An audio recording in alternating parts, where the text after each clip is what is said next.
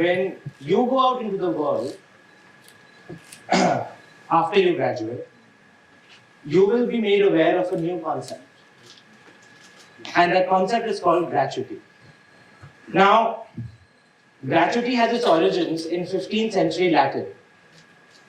And essentially, the meaning of the word is being thankful. Now, it means that if you manage to stick around for 5 years in an organization, your employer will show you his or her gratitude to you in form of a bonus or reward. No big deal. All you have to do is stick around for 5 years. Now, I've always found this whole idea of this whole culture of gratuity a little amusing. Because as a concept, it glorifies stability and it judges people. And it judges people who pivot too often, who change too often. So you see, I'm not suggesting that you start changing your jobs every 6 months, nor am I saying that it's bad to be in a job for more than 5 years. But I think where I continue to find this as a culture very amusing is that if you change for the right reasons, then change should be celebrated as opposed to being criticized. So let me give you an example. If I was to ask you guys right now to leave your degree midway, right? To leave your degree midway and to pursue that startup idea you guys have been discussing amongst yourselves, would you? No. The ESL guys, would you? So would you be able to make that change? Look, I actually understand that this kind of change is a little sort of disconcerting. It has grave implications on your life.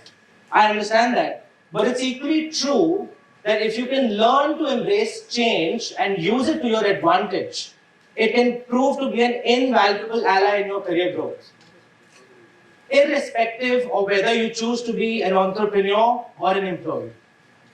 And this crucial, yet very, very simple insight has been the guiding principle of my life's work. So today, I'm going to share with you 3 simple stories, no big deal, of how my life led by these 3 stories of change and how I have harnessed them for the better. My first story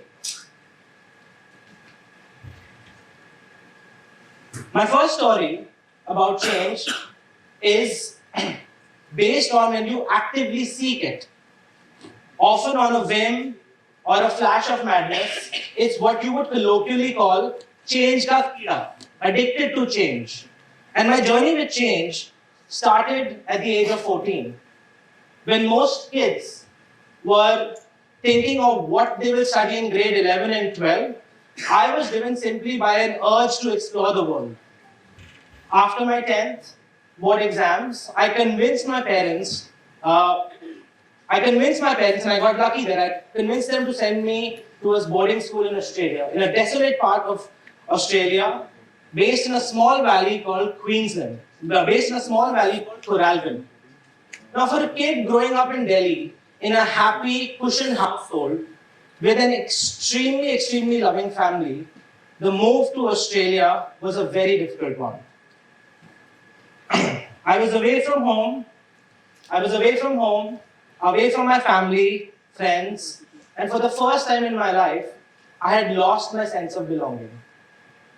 And I had no one but myself to blame for it. After all, I was the one who convinced my parents to go to Australia. Now, truth is that it seemed very exciting at first, but when I got there, I realized that I was the only brown kid in a 100-kilometer radius, tucked away in a small valley, all of 14 years old. And it's there where I confronted some of the most extreme situations of my life. I was that Indian kid whose accent was made fun of. I was compared to Apu from Simpsons, and I was nicknamed Curry. And every time I opened my mouth to speak, my accent was mocked. I decided to stay mum and to be forever quiet. Needless to say, this was one of the most harrowing experience of my life. The school was very regimented. 6:30 a.m. wake-up calls, 3 minutes to get ready, a 2-kilometer walk crossing a creek infested with copperhead snakes. In fact, Coralbin is the Aboriginal name for a copperhead snake.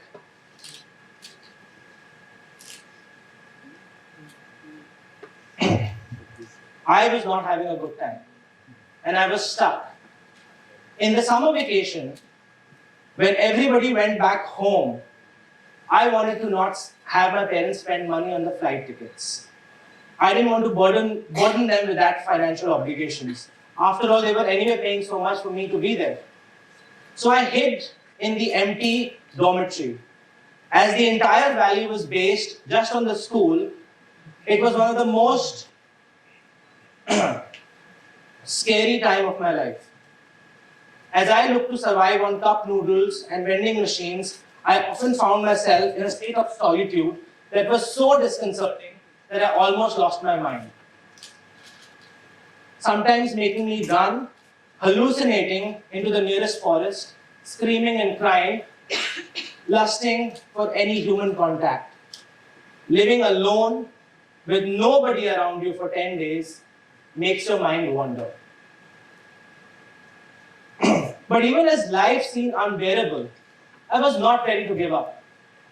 I was responsible for the choices I had made, and I needed to work this one out for me. 8 to 10 months into the school, things started to turn around a little. As I changed my story here at Coralbin, I joined the rugby team. As a winger, I wasn't particularly good. But because I just showed up, it helped me build some connections with some of the bigger build classmates. Many of the students who needed help with math and science, I was there to give it. By grade 12, I had become the head boy of the school. And who would have thought that once shy, brown Indian kid would make it there?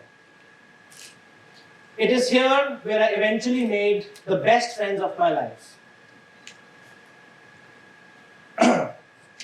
In this picture, there's a small airstrip in the valley. And Rowan, the youngest pilot in Queensland, looked to me as his ally as he went to build his hours as Australia's youngest commercial pilot. I rode with him, I flew with him to the remotest parts of the country. And I often, when I was up in the sky, thousands of feet above, I would often reflect on my life back home and how there we were, a bunch of 15, 16-year-olds flying on aeroplanes in a different part of the universe altogether. So what started with a dash of madness soon turned into one of the most important life lessons for me. That for truly, truly magical things to happen to you, sometimes all it takes is for you to take the first step. And that brings me to my second story. Not every story of change is built around heroism. Sometimes you change because that's your only option.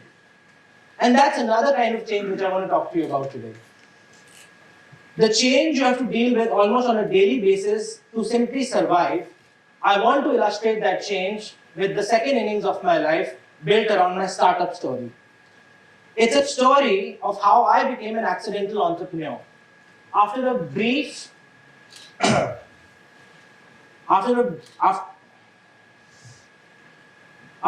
experience as a software engineer in Canada, I was sure never to take up an engineering job ever again.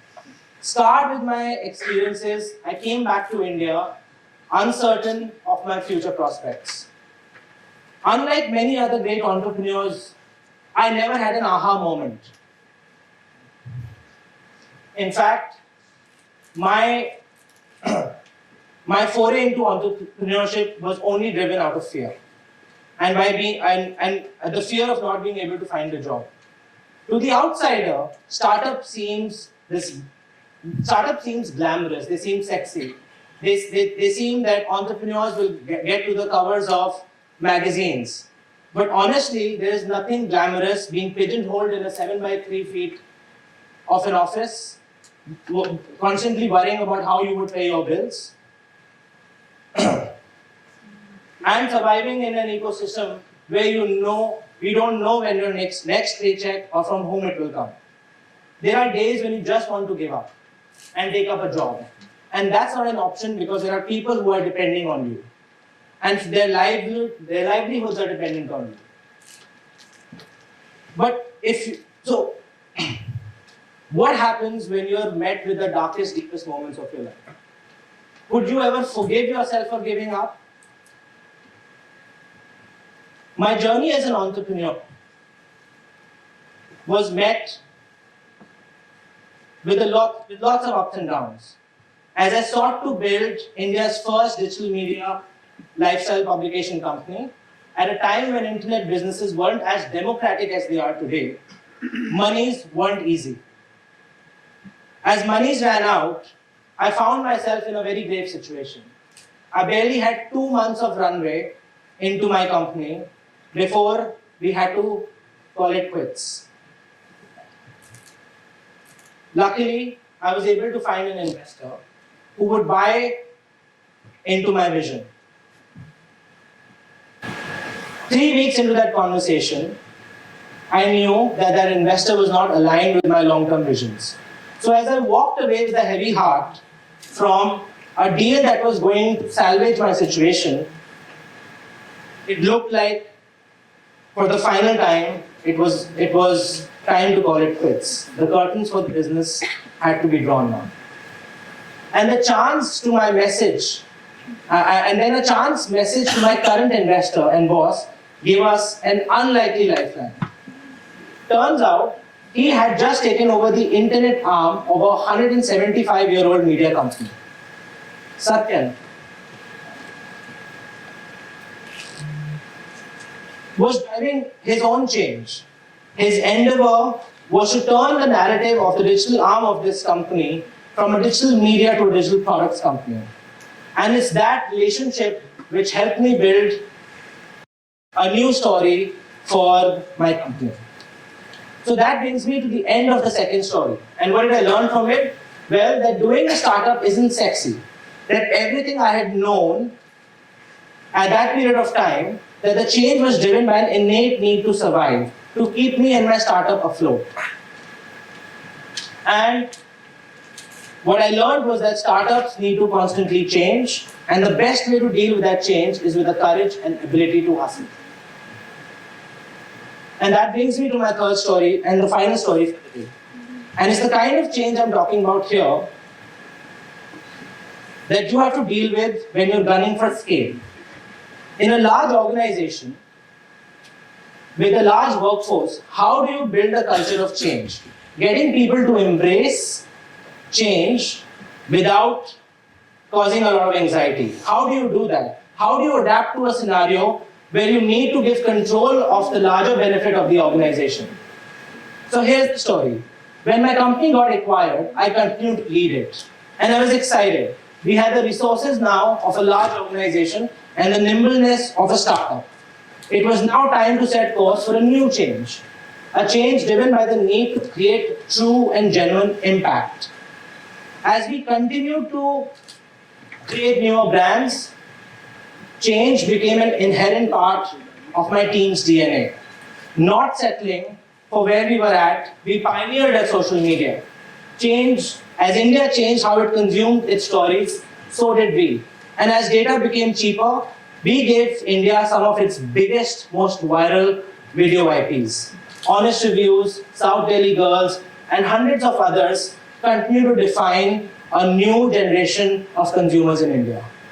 But navigating these changes was not easy. It meant consistently reorienting our old ways of thinking, our old metrics which got us till here. And it's here that we learned that as a team, if we had to constantly change, we had to stop fighting the old and just focus on building the new. We understood, as we learned from Spider-Man, that with great power comes great responsibility. And we created stories that truly matter to this generation. We understood that change is only impactful, like all good stories, if it spreads. To conclude, if I had to pick between staying steady and static or taking a leap of faith into the unknown, I will always choose the unknown. As a 14-year-old in Australia, I learned that change needs a dash of madness. So go out there and chase your experiences. Through my ups and downs of my startup life, I learned that change needs constant hustle. So don't be afraid to fail. And finally, as we scaled our business, we learned that change needs to create true and genuine impact. Otherwise, why change at all? So I'll come back to that question I started with. If I asked you to leave your degree midway to pursue that business idea that you and your friends have been discussing, would you? Would you be able to make that change? Yes. That's all for me today. Thank you.